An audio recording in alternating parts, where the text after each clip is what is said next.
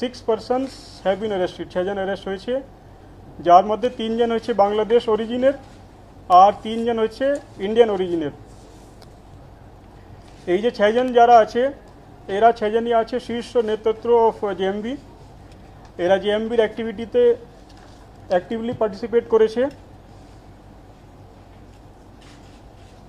Even এছাড়াও NIA যে খাগড়াগড় কাণ্ডের তদন্ত করেছিল, এই 6 জন মধ্যে 5 জনের ওখানে এরা চার্জশিটে নাম আছে, 5 জনই ওয়ান্টেড আছে।